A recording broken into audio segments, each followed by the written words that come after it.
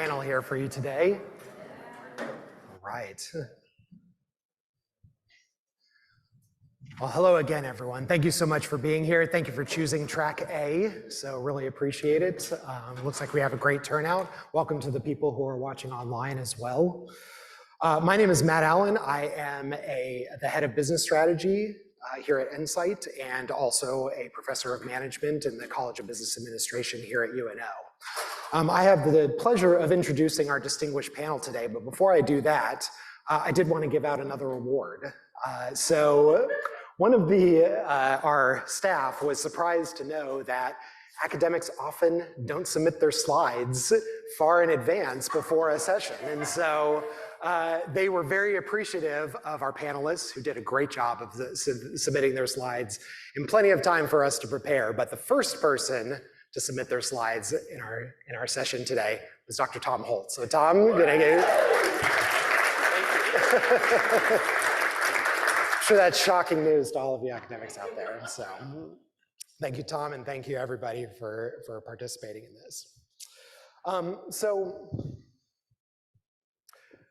Today we're going to be doing new project lightning talks. So we say lightning talks because they are going to be fast. We're limiting our panelists to 6 minutes. We want to leave plenty of time for discussion. We want to leave plenty of time for your questions. So make sure you're taking good notes and make sure you're ready to ask this great panel some questions. But before we got into the talks, I did want to just say, talk a little bit about what's the process that they went through to achieve these awards.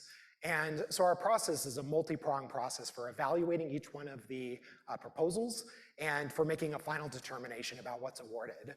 We received 44 submissions initially from top researchers all around the world. And those went through an initial review of quality, feasibility, of fit, and 24 of those advanced to the next part of the evaluation process. Here it went through a technical review. All of the proposals, the 24 that made it to this phase, were reviewed by multiple researchers here at NCITE for relevance to DHS, for its scientific contributions, so the novelty, quality, viability, as well as the planning quality, so the quality of the project plan itself for executing it. From this, 11 projects went through to the next step, and that was a relevancy review. As Gina said in her opening remarks, it's critical for us that not only are we doing scholarship that's of interest and that is novel and unique and will make a contribution to the field, but we also want projects that are of most relevance to our DHS stakeholders. So the projects that we'll be talking about today, I should finish here. 7 new projects were funded. A couple of those are in track B. 5 of those projects will be presented today. That went to the final award. So what I wanted to say is this went through a very rigorous process, and what you're going to see today is the best of the best. And we're very excited to have the opportunity to use the funds that we receive from DHS to fund these excellent projects. So without further ado, let me introduce our panelists today. So first, we're going to have How We Can Reduce Terrorist Threat from Emerging Technologies, presented by Dr. Gary Ackerman. We will then see a presentation, How Will Extremists Use the Metaverse for Malign Creativity? That'll be Scarlett Miller. How Can We Identify and Mitigate Ideologically Motivated Cybercrime and Online Targeted Violence? That's Tom Holt. How do people's backgrounds play a role in terrorist recruiting? That's Evan Burkowski. And what makes an academic data set useful to the counterterrorism workforce? And that's Michael Logan. So we really appreciate you all being here and for taking the time to deliver these presentations. So without further ado, please give a warm round of applause to Dr. Gary Ackerman.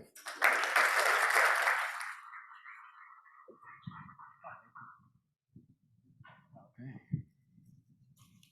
Looks like Scarlett Miller's slides. So we just go forward. Do you want to just swap us? Yeah, why don't we just swap? It's all you, Scarlett. Third presenter.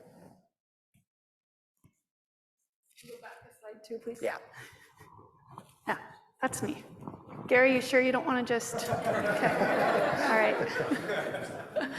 Hi, everyone. I'm Scarlett Miller. I'm a professor of engineering design and industrial engineering at Penn State, where I also lead our Center for Research and Design and Innovation.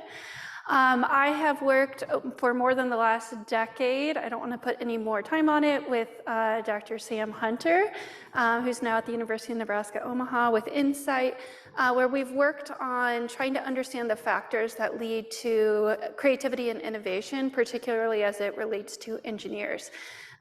We often see things, the same problem, but with through two different lenses. So I always use my engineering lens, my traditional upbringing in that discipline. Sam applies his psychology lens, and it allows us to kind of have this multifaceted approach to creativity and innovation.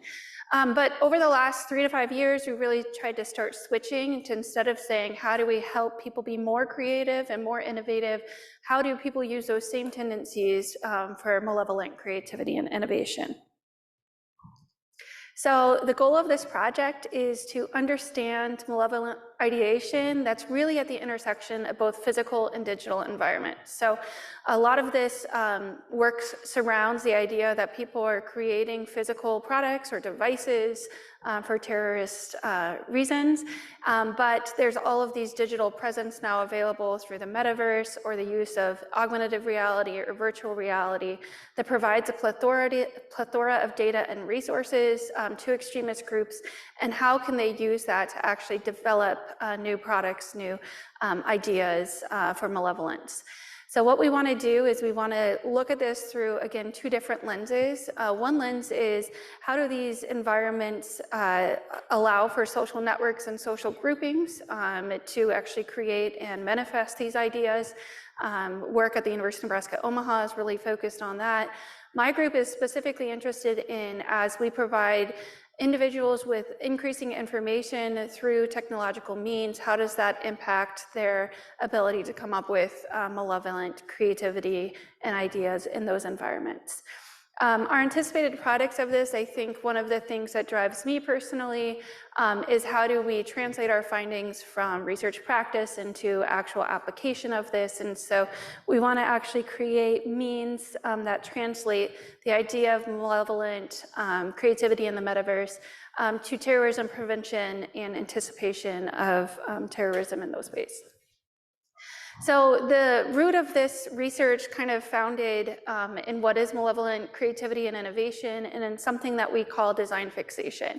Whereas if I asked everyone in this room to develop ideas for a new toothbrush, I would hope that you guys brush your teeth multiple times a day and that you are very familiar with that concept. So the idea of being able to come up with something radically new is difficult. We translated this to malevolent creativity through the work of Tin and Kayla, who are here today, along with Sam. We actually asked students to provide a means to prank Ohio State's football statue outside of one of their centers. So we wanted to look at if we could actually fixate people in these environments and students, and we were surprised for a number of reasons. One, students, even given this task, were actually able to come up with a lot of malevolent ideas. But the other thing that we noticed when judging and evaluating the creativity of these concepts was that they would use a variety of the environment around them. So in this image, you'll see there's bushes and there's some type of propulsion device to attack the statue.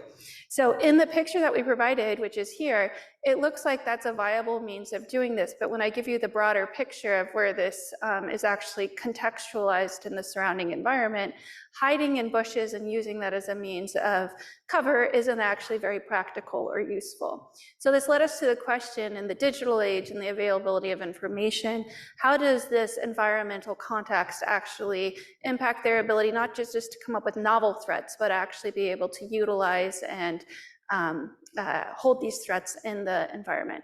So what we're working on is we're looking at a study where we're comparing 2D images through Google Earth, as well as 3D virtual reality models, and looking at how that actually impacts not just the novelty of the threats that are created, but the quality in terms of their feasibility of being actually conducted. So in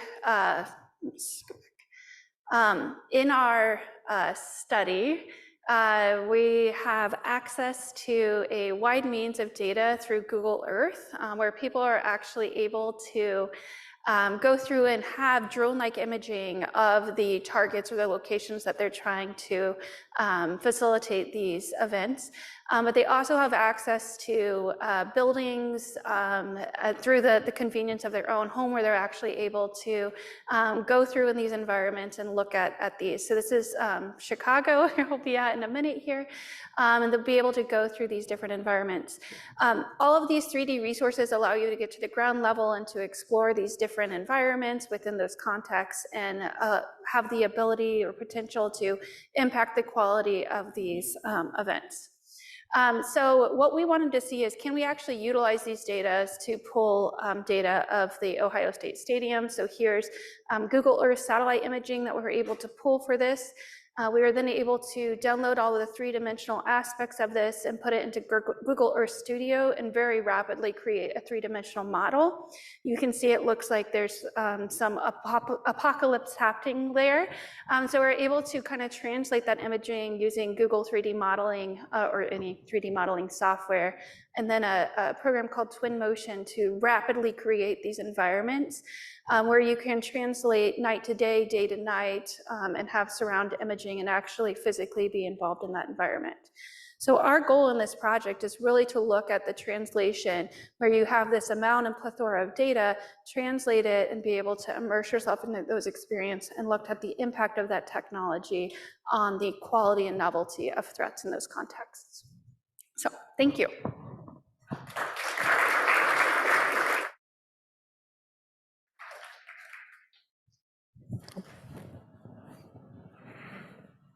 Thank you. Thank you, everyone. My name is Tom Holtz, and I'm here on behalf of my colleague Steve Shermack and Josh Freelick, who's at John Jay College of Criminal Justice, as well as newly Dr. Emily Green-Colosi at UMass Lowell. Our project is focused on a very specific set of questions. Basically, how does ideologically motivated cybercrime occur? What do individuals who engage in these behaviors target? And then how can we better assess and identify these incidents before they occur? In reality, we know that there's quite a bit of research as a cybercrime scholar for the last almost 15, 20 years. There's a ton of research on economic cybercrime. So whether it's ransomware, stolen data, data breaches, there's massive amounts of research understanding why individuals target certain entities. We know far less about ideologically motivated actors, whether it's racial and ethnic motivations, jihadi beliefs, what some refer to as the far left, the animal rights, earth rights groups, etc. So our goal was to try to develop a data set that would allow us to address these issues.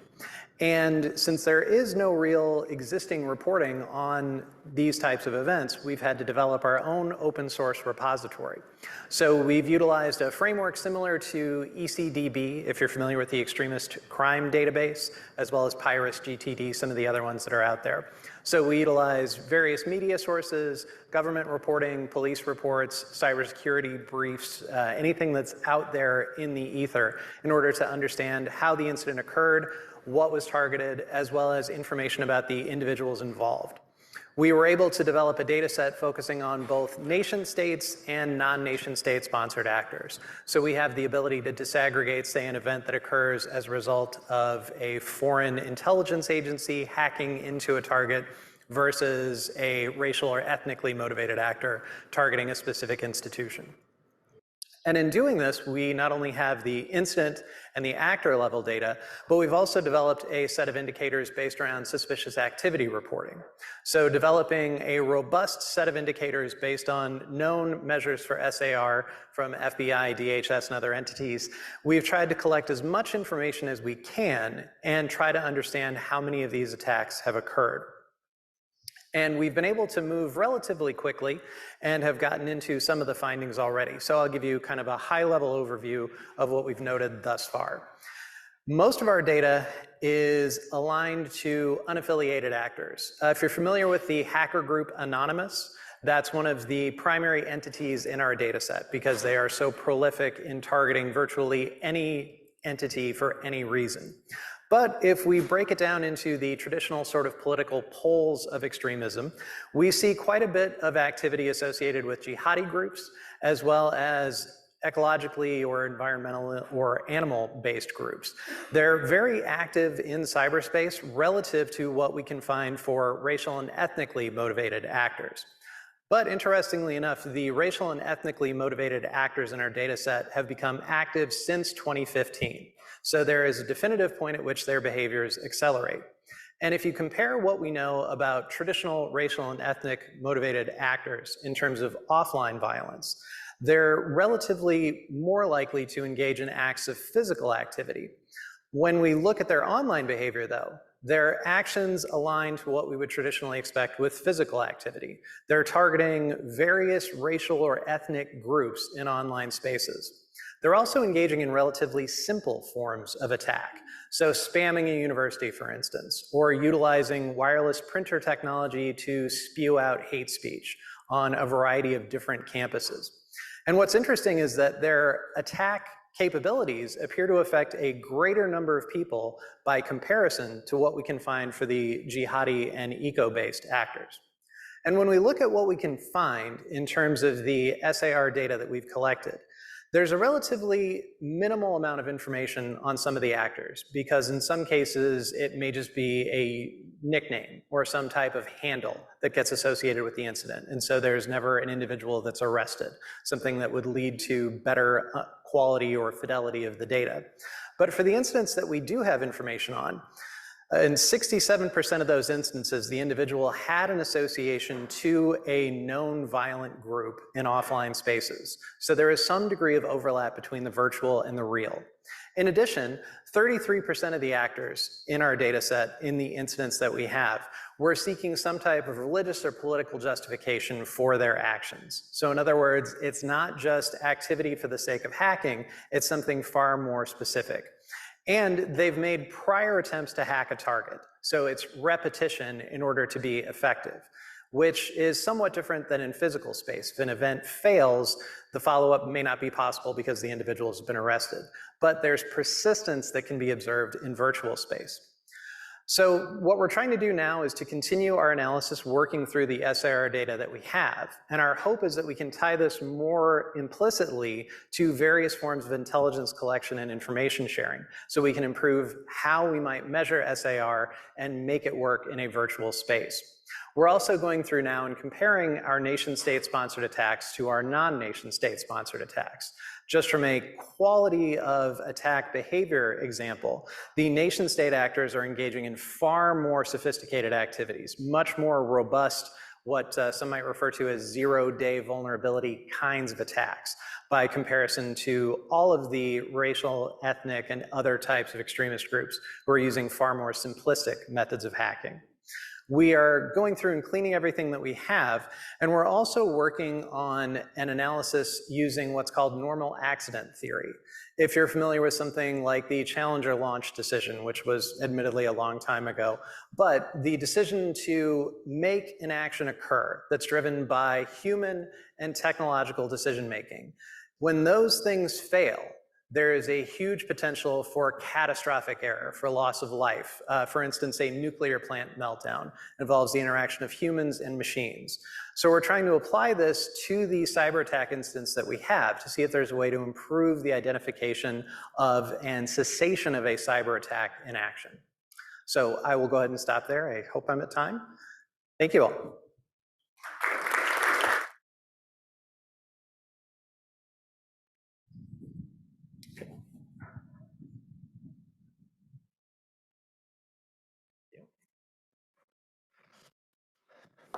Hi, everyone. Yeah, I'm an assistant professor at the University of Connecticut, and the other researchers on this project with me are Eric Logan at the University of Amsterdam and Alec Worsenoff, who's at the School of Public Health. So this project aimed how they behave.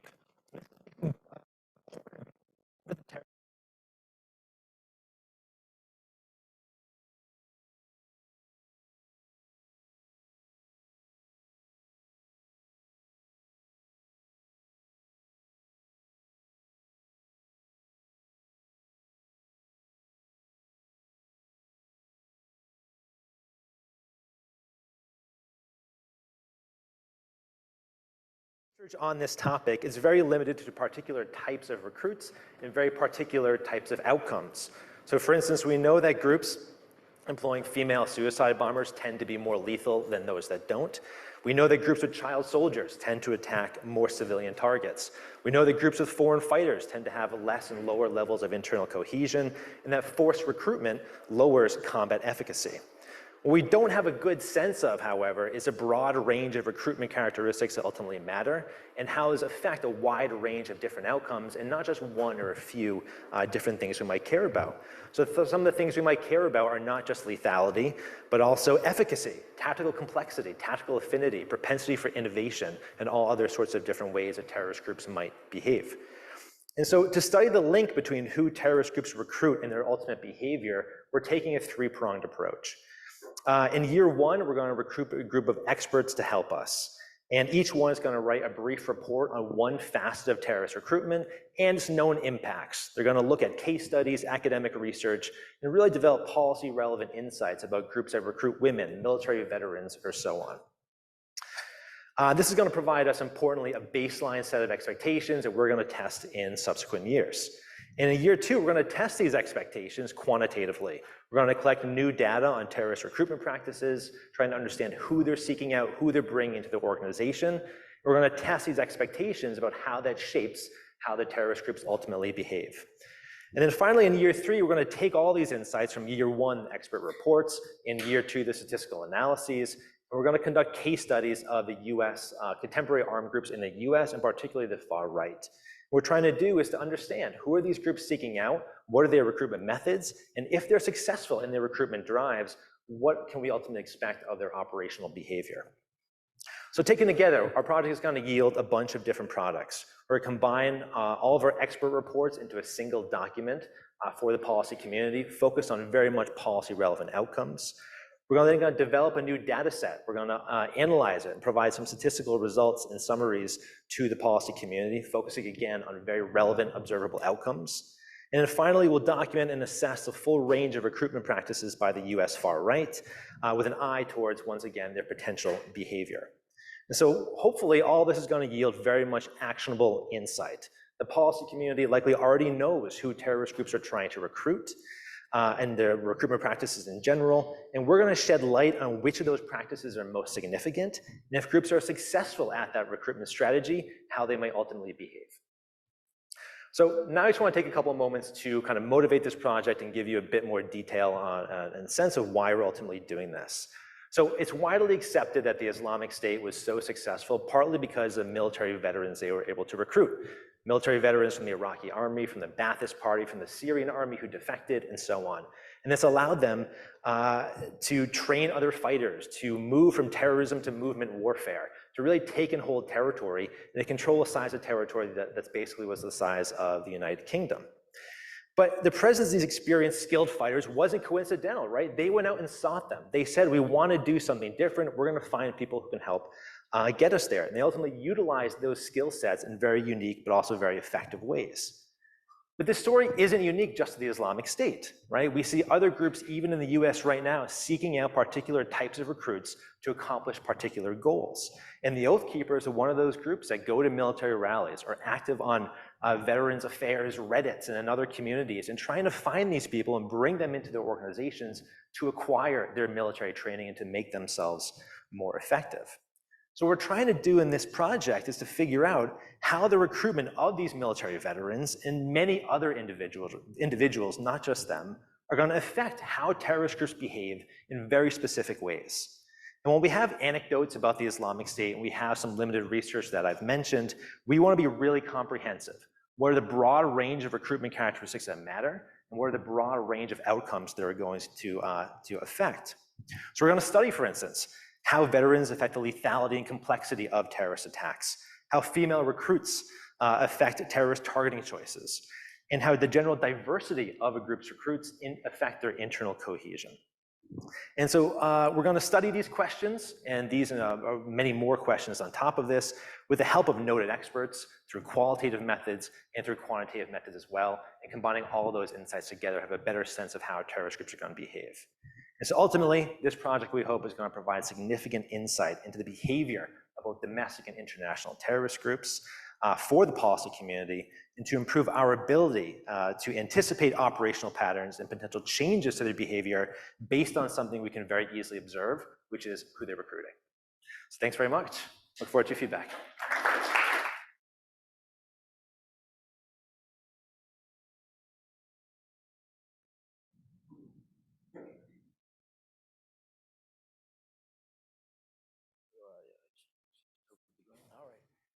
Great. Is my mic working okay? Hey everybody, I'm Michael Logan. I'm from Kennesaw State University. I'm about 30 minutes north of Atlanta. Today I'll be presenting on a project talking about the needs of the counterterrorism workforce and how existing data sets fit and fill those needs. And this is a project I developed along my co-primary investigator, Stephen Windish from Temple University. So let's work through this quadrant. If you look at the top left, and we have really two goals of this program or this project. First, again, we want to understand the data-related needs of the counterterrorism workforce. What types of data are individuals using or intel analysts at the federal level, as well as any limitations or barriers related to that data. Second, we want to identify and synthesize available data sets and in a way that can address those needs or limitations that we brought up through our interviews with the workforce. How did this project come about? If you look at the bottom left corner or quadrant, you see this was a direct response to the question of what are the most up-to-date technologies and data sets that can be provided to the counterterrorism workforce. We were a direct response to that question in the most recent RFP. How are we going to do it? Well, if you look at the top right, we're really using a two-pronged methodology. On the one hand, we're going to use surveys with DHS intel analysts. Discussions I've had today, we'd like to take this to a state or local level as well if we can. But we want to understand, hey, what data sets are you using? What are the utility of those? What are the best qualifications or characteristics of those data sets? What are any limitations you face, and how can we overcome those limitations in the future? So that's really prong one. Again, speaking with individuals in the field about what data they use and how we can help or augment, again, what they're doing. On the other hand, we're doing a systematic review of available data sets on domestic violent extremism and targeted violence. We're using, again, kind of a two-part methodology. We're doing a selective, more focused review of terrorism data sets, and we're also going to do a wider, broader search of, again, issues related to targeted violence and how those data sets have been developed and are being used. What we hope to do is strengthen the counterterrorism workforce. If we know those needs, hopefully we can fulfill those needs or address those needs. On the other hand, we want to optimize resources. What are the most useful data sets? If we know that, we can pinpoint or steer individuals toward those data sets to strengthen or better our counterterrorism workforce. So here I want to break down the top right corner and the two parts or two prongs of this proposal. So when looking at part one, again, the needs and barriers survey, there's two broad issues that have come up in discussions I've had thus far. One is the issue of, again, limitations to data and existing data sets usage, concerns over privacy, civil rights. How can those data sets fulfill the mission of DHS? Do they and are they useful? We want to talk to individuals about, again, the data sets that they're utilizing and any limitations related to those. On the second sort of part of the survey, we're going to talk about information sharing.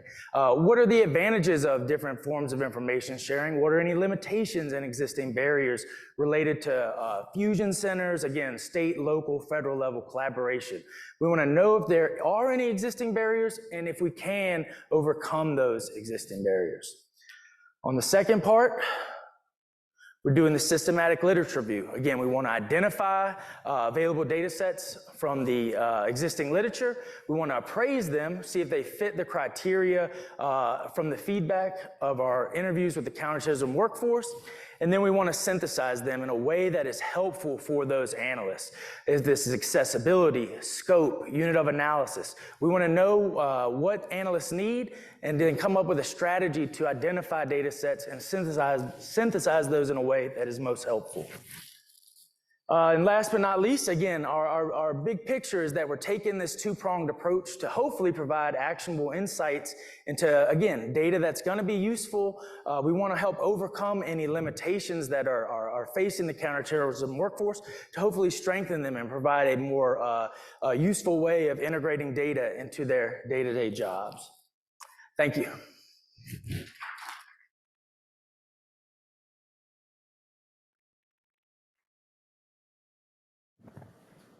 I think they're, are we getting the slides up? Yeah.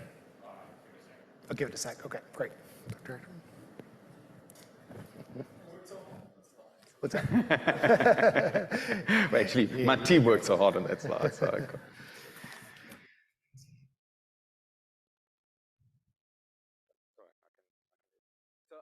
I can probably get started, and then we will, and then hopefully my slides will come up, because I promise you we put a lot of work into the slides.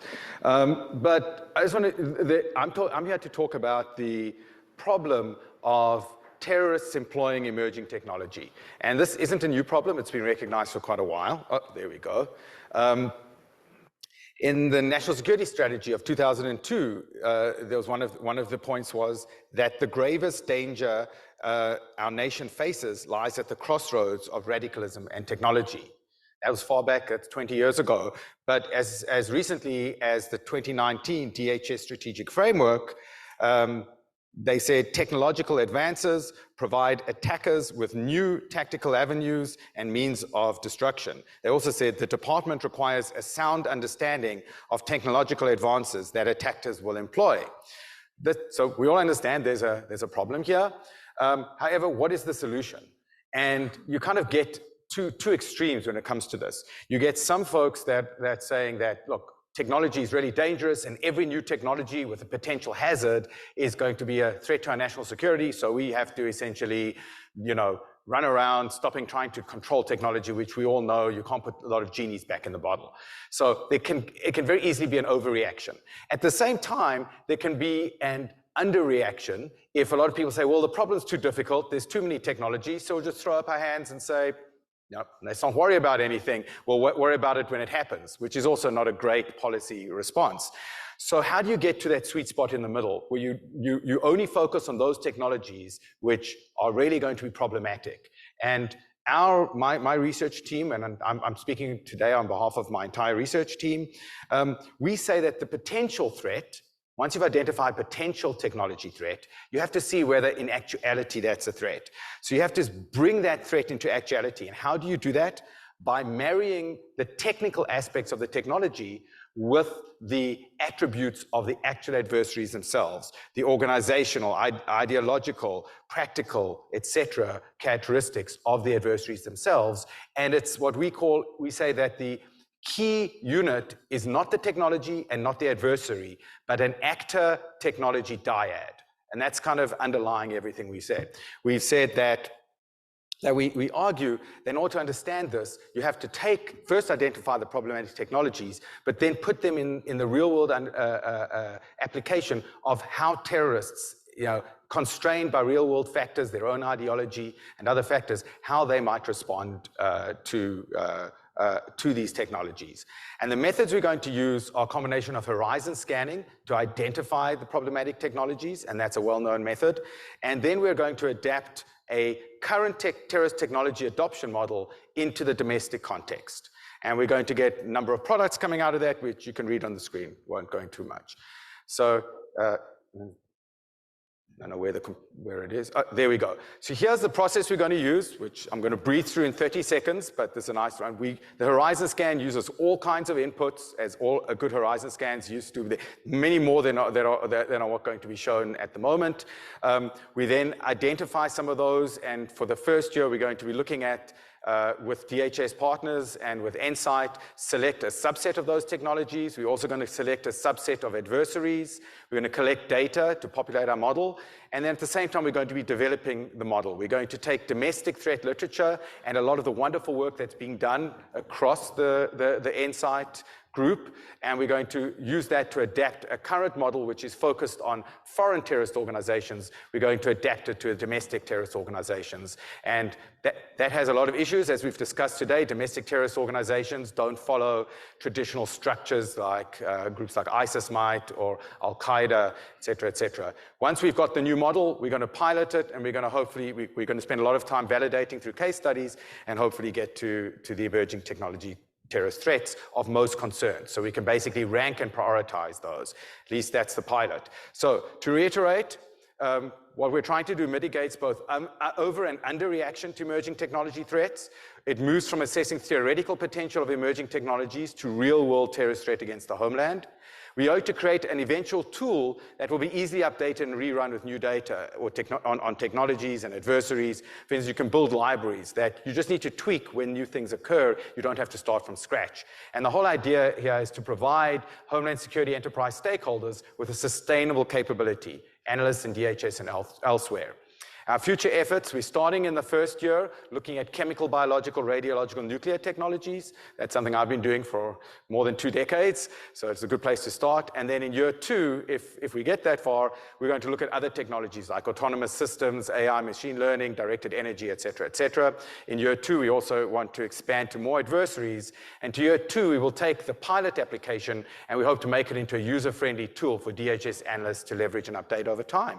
And I think that's everything. I think I came in under 6 minutes. So thank you very much. I'm happy to chat about any of this offline with folks. And I also want to acknowledge our 2 key project managers, Anna Wetzel and Doug Clifford, in my center, as well as several graduate students and a whole team of undergraduate students who are working currently on the Horizon Scan. So thank you very much, everybody.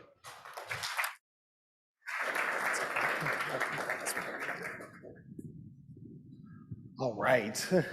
Thank you all so much for such interesting presentations and for the work that you're doing. So like I said, we wanted to leave plenty of time for questions for the panelists here. I think we have some microphones, yes? Yep, got Clara in the back there who can take your questions. So I'll start by asking a question just so that everybody gets a little bit of time to think about questions that they have. I actually have a question for Michael. This is kind of maybe a little bit of a softball question in some way, but one thing, your project is such an interesting meta question and something that sort of, is one of those underlying things that we often don't think about as researchers in terms of like the whole landscape of data that are available. So I'm wondering, was there like a precipitating event, or was there something that really inspired you to take on this project, or something from a customer? So again, I think, working with Gina, actually having a very end-user focused stance, and I really wanted to focus on asking analysts what they used. Again, as academics, we often come in with our own vantage point, and for this, I really want to talk with individuals in the field, understand what they're doing and how we can help them with what we specialize in: data collection, data analysis. And so that's really where it stemmed from. And then when the request for proposals was released, you saw a question directly that aligned with that. What are these technologies that can be used by analysts, and how can we how can existing efforts fill those needs, or how can future efforts fill those needs? So I think it really came from having that end user focused sort of perspective. Absolutely. Thank you so much. So let's open it up to the audience. What questions does everybody have for our panelists here? It's Dr. Crenshaw. Thank you. Well, I have lots of questions, but I'll just stick to one for Evan Perkowski. I wonder how the foreign fighter phenomenon is going to fit into your project. I'm thinking of course, ISIS, the role of foreign fighters, particularly with ISIS, and then the prospect that American far-right groups might go, for example, to Ukraine to fight with the Azov battalion. Just how that fits in. Thanks. So not surprising, a great question. So foreign fighters is a huge category that I think we really need to break down. So on the one hand, there's great existing research showing that foreign fighters, research by Kristen Backey and others, undermines the cohesion of armed groups because they bring in new ideas, different norms and things like that. So one of the things we do want to evaluate is foreign fighters writ large. But I think even if you break down foreign fighters, there are useful subcategories. Those who have military experience, who come from an existing traditional military or other insurgent group, they bring other sorts of irregular capabilities. So we want to assess that both from an internal perspective, and we know it's probably going to be detrimental. On the other hand, we want to break that down and see which subcategories of foreign fighters might have differential effects. But I think there's a lot to do there, and some groups obviously integrate them more effectively. Perhaps more regular groups like the Ukrainian armed forces can indoctrinate them, train them into their hierarchy, normalize them, and things like that. So point being, I think there are three things we have to do, from variation internally, general foreign fighters, and how they're used. But I think they're a critical category to explore. Other questions?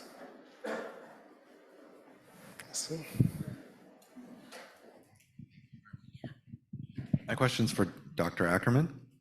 So I was pleasantly surprised to see what I think is an extension of an MIS model, a Management Information Systems, the Technology Acceptance Model. Shout out to MIS. I'm kind of curious the methodology, because that's generally a survey instrument. How do you get respondents to that, given that you're trying to anticipate the intentions of terrorists to adopt? I'm curious, who are you surveying? That's an excellent question. I don't know if you can hear me. Okay, so there's a number of methodologies in my center. We actually do a lot of red teaming, which is basically human simulations of adversaries. And we do a lot of exactly looking at very much what Scarlett's and Sam's team are going to be doing, running people through simulations. That's not what we're doing with this project. This project, we're starting with a horizon scan, which is a well-established methodology for looking very broadly to look for very weak signals of emerging technologies. You look at everything from patents to fringe media, to what's going on Reddit and YouTube, to scientific articles, and you also speak to dozens of experts. And that just gives you a lot of signals that you then have to synthesize into what we call insights. So it gets from the data to the information knowledge side of things. That's just the first step. The model itself is actually, it is based on some management models, but I'm not a management theorist, so it's not directly. It's a combination of what I guess political science and other engineering disciplines they might call a contributing factors model, where you have to look at that terrorist technology adoption is an equifinal process. Now, I hate using that gobbledygook, but it basically means there's no one causal pathway. There are multiple causal pathways that can cause a particular group to either pursue or not pursue an innovation, and then to be successful or unsuccessful in their pursuit. And those are different stages. So we have a multi-stage model with about 87 different variables, everything from organizational variables to ideological variables to contextual environmental variables. And all of those variables contribute towards increasing or decreasing the probability of a particular outcome. And each of those variables has to be parameterized by the particular actor and particular technology that you're looking at. So you run actors and technologies, and it's based a lot on innovation diffusion theory, technology adoption theory, but also terrorist behavioral theory and organizational theory. So it's a kind of fusion of about 6 or 7 different influences into a unique model. So we've tested the model, other versions of the model previously, foreign terrorist organization focused models. It's a little bit deterministic. Unfortunately, with a domestic US audience, you suddenly have a lot more amorphous groups. You have groups that don't necessarily have a name, that you can identify a particular leader, particular structure.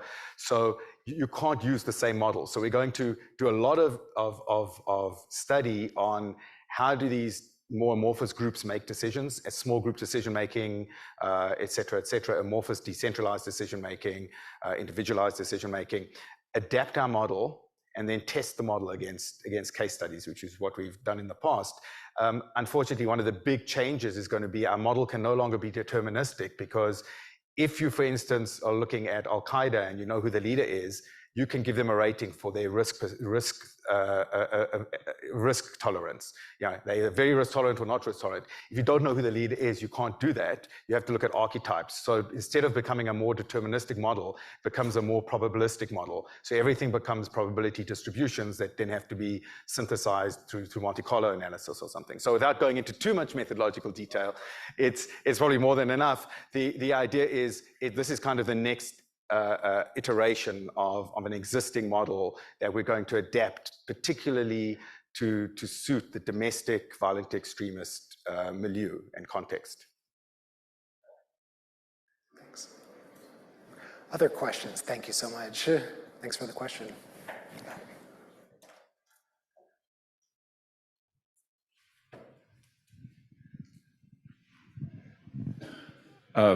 My question is for Tom Holt. I was really intrigued by the description of your data set. And I guess for self-serving purposes, I'm wondering, are you going to make it available? And if you could talk a little bit more about some of the details you got in it, I'd be really interested.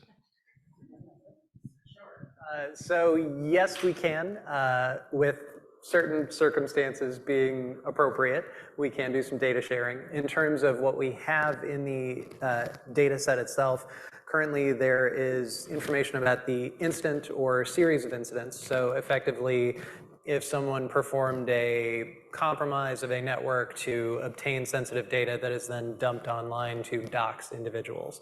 All three of those incidents are coded as one scheme, kind of similar to what some other terrorism databases do to control for multiple events within a single overall action. So we code for the incident, we code for the actors involved to the extent that we can. We also code for the target. And so within the target, is it a military, government, educational institution, sort of the traditional sets of information there. What is the method of attack? So we tend to focus around web defacements, some of the more prominent and public forms of hacking. So web defacements, data breaches, denial of service attack, but we can also include things like spam campaigns to the extent that they're reported in public sources. We also have information on the actors' ideological beliefs, to the extent to which they've expressed them in public or other settings, if there's any information in court documents, although admittedly most of these folks aren't arrested. So whatever we can capture from traditional media, cybersecurity media sources, government entities, academic reporting, kind of a broad swath of data sources in general.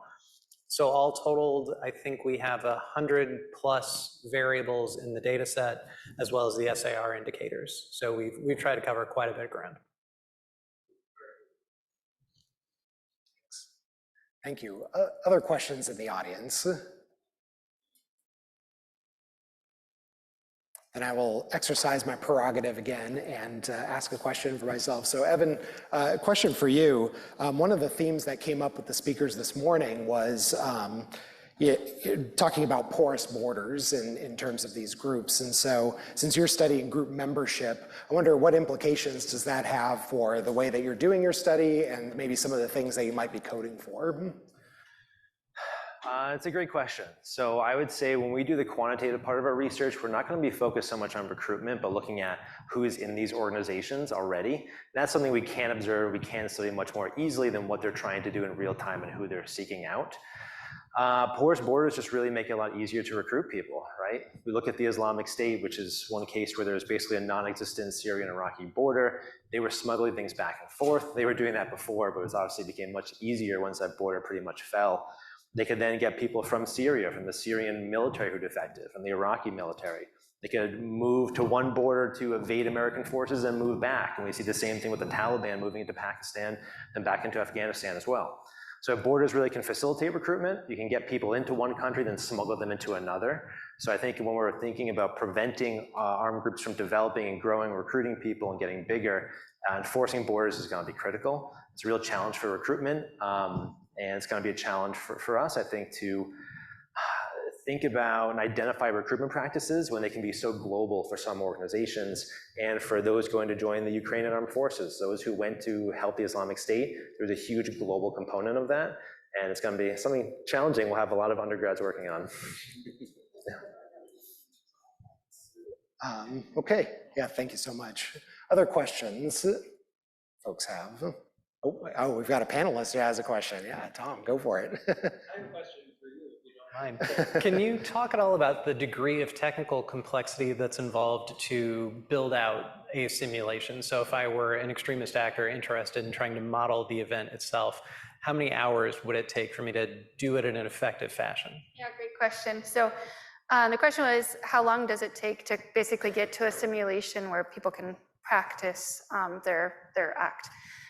That This video that I showed, that short demo, was made by a graduate student who had never interacted at all with virtual reality outside of a gaming context of being a user of it. And it took him, he had that completed within probably 4 hours from downloading the surveillance, or the footage from Google Earth and the integration of that. So pretty rapidly, and obviously the use of that technology isn't just for coming up with the ideas, but it's also for, as you mentioned, working through possible scenarios, looking at night vision versus day vision. All of that can be enacted very easily in the software that's available. Yeah. There was a question right here.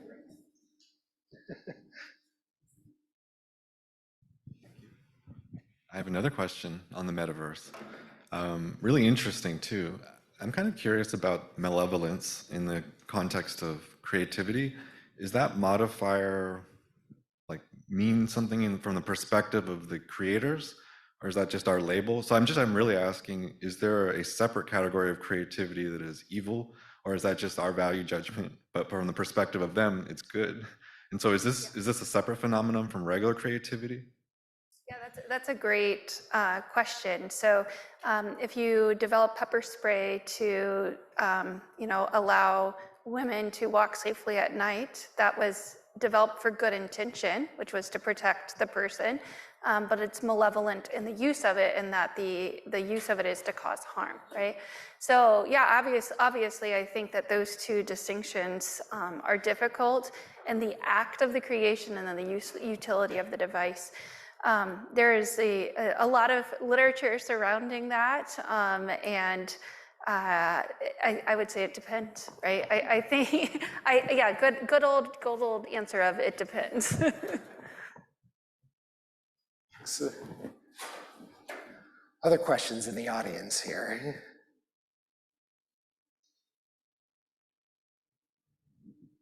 Sure. Yeah, go for it, Sam. You, Scarlett. So you've done some work on digital ideation as compared to sort of more hands-on ideation. And so when we think about generating ideas in metaverse type spaces or even just digital spaces, is there potential for increased innovation broadly and then also increased malevolent ideation? Just, I know you've worked on a number of studies in that area. Yes and no. So I think, well, obviously that's why we're running the study right now. So one of the context is of the metaverse is some amount of disconnection between the individual and the environment that they're in, right? So they get a lot of information about the environment, but at the same time, there's a disconnection between the act. And so it could, in that way, instill more innovation by providing the context, yet that disassociation with the outcome. We've seen that people are able to generate more creative ideas in digital environments, mainly because they're able to manipulate tools and instruments in that environment more easily than they are in a physical environment, if I had it. Also with less effort, because I can build a CAD model way quicker than I could build a physical model of something. And so that, but on the other side, being able to interpret and use that information in the digital world also creates a lot of cognitive demands on the end user, and so there's a higher cognitive load of trying able to interpret that information in that space, which could have a negative effect of it. So we're trying to partition out or understand exactly how those things interact in that kind of space. Other questions? Ask a general, I have one in the back there. Go ahead. Clara's making her way. She's going. She's going to make it there.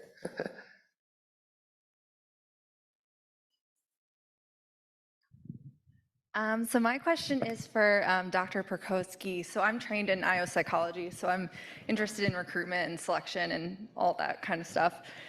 So I guess one thing I was thinking about when listening to your talk, you were interested in how recruitment characteristics shape terrorist behavior, right? I guess something I was thinking about, is there any way that it's terrorist behavior attracting certain people for joining instead of like active recruitment on the organization side or anything like that? So kind of the endogeneity question, right? Are the recruits coming to these groups and then their behavior is changing, or is the behavior changing and then they're getting new recruits because of that? I think both of it happens to a certain extent. I hate using the same example repeatedly, but the Islamic State, I just wrote about a lot of it, so it's fresh in my mind. Once Al-Qaeda in Iraq became more lethal and more indiscriminate with their violence, they attracted a certain type of people. In my work on how armed groups break apart, I find the same thing, that once these splinter groups and they develop these ideas, they attract more people who have the same ideas and they take on an identity of their own. So that's why we're getting at this with multiple methods, the quantitative and qualitative approach. I think quantitatively we can see if organizations that have X, Y, or Z type of people behave differently than groups that don't have them. And qualitatively, we're going to try to trace the recruitment practices and processes and say, did their behavior change after they got these new people? Did they were these people attracted because of what they were doing? So, my answer for all difficult methodological questions is you need both approaches, and hopefully we'll be able to solve that. So a question that I have for the panel, it's more of a general question, but we have a lot of practitioners in the audience of various levels. Is there, and maybe this is something that we could answer, maybe it could be answered offline by some of the folks in the room, but are there questions that you would ask of some of the stakeholders here, somebody from DHS or one of the other organizations here, that would be beneficial to get a better understanding or a deeper understanding for your research? So turn it over to you to see if anybody has any questions that might be helpful.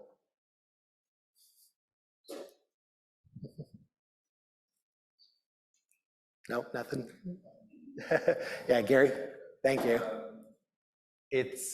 I think we're going to have lots of questions for the practitioners. I mean, when we're moving forward, as we move forward at every stage, we're going to need input from DHS. What are their main concerns? If you want to make a tool that can be used by analysts, you obviously need analysts to help you inform the development of that tool. So to us, it's crucial.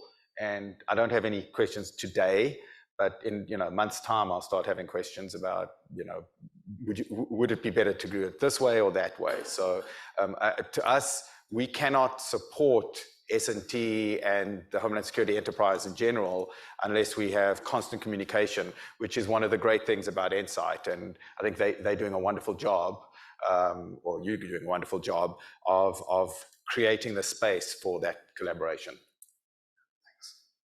Yes, I have two kind of questions or ways I would like the policy people or government people here to help engage with my project. And the first one is we're looking at a bunch of different recruitment characteristics, a bunch of different outcomes. I would like to know which one you guys care about most. Where can we do a deep dive instead of just taking this really broad approach? But what can we help you understand or answer would be really useful. And the second thing is, while everyone's here and listening, we're having a conference in May outside of DC at the University of Maryland. And this is going to be primarily to evaluate and for all of our experts to present their reports and get feedback on them. And we're thinking about, what are the policy implications once we get all these people and all these reports done and everyone in the same room. And we've already extended some invitations to policymakers, people in the government, to other academics to come to that. But definitely we'd love to have more participation, and hopefully you guys can learn something and we can learn more about what you guys would like from us too. Run into this question of so many different agencies having a role in cyber and cyber covering so many different forms of attack. What's the most important from a priority standpoint? And then how do we effectively communicate what we have to you in a way that's going to matter? Yeah, please do. Survey is about talking to individuals from the Homeland Security Enterprise, DHS. If there's anything related to data and information sharing, questions related to that you think we should put on our survey, even those two buckets, those categories, they arrive by talking with individuals in the field. So if there's anything you think we can add to our survey before we send it out broadly, please let me know. Or if there's any sort of connections, relationships, people I should talk to, that y'all think about, please let me know, and I'd love to include it and discuss it further. Thank you. We may have time for one more question. Anybody else? Let's give a round of applause to our panelists again. Thank you so much.